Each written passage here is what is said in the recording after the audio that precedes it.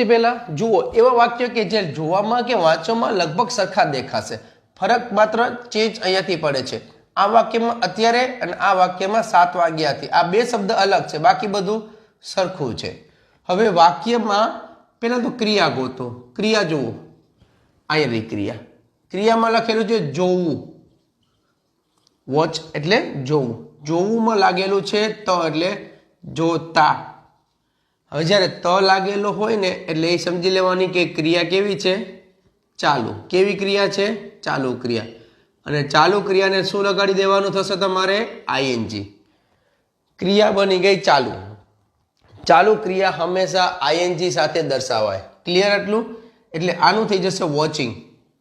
Okay, movie તો અંગ્રેજી શબ્દ જ છે, તે એટલે હી થઈ જશે.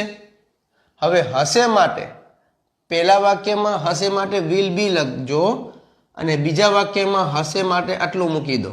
હમણાં સમજાવું છું કેવી રીતે. હવે વિલ હેવ બીન ક્યારે આવે? તો જુઓ, સમય હોય અને એમાં પાછો થી લાગ્યો હોય. તો જો 7 વાગ્યાથી છે ને થી, આ જો થી અને સમય, ત્યારે વિલ હેવ બીન મૂકવાનું. કોના માટે? હશે માટે. અને જો અત્યારે, હમણાં, હાલમાં, એવો સમય, એવો શબ્દ હોય, હાલમાં, અત્યારે, હમણાં, તાજેતરમાં, રિસેન્ટલી, તો એના માટે હશે માટે વિલ બી મૂકી દેવાનું. બસ ને?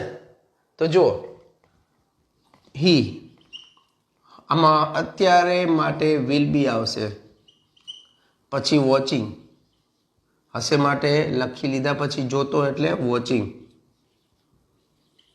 મૂવી, અને અત્યારે એટલે નાવ. હવે અહીંયા પાછું હી એટલે તે, સમયમાંથી લાગ્યો છે એટલે વિલ હેવ બીન આવશે. Will have been. જોતો એટલે વોચિંગ જ થઈ જશે. વોચિંગ શું? મૂવી. હવે શું વધ્યું? 7 વાગ્યાથી, તો એક નિશ્ચિત સમય છે એટલે સિન્સ. આ સિન્સનો ઉપયોગ આપણે અલગથી જોવો પડે.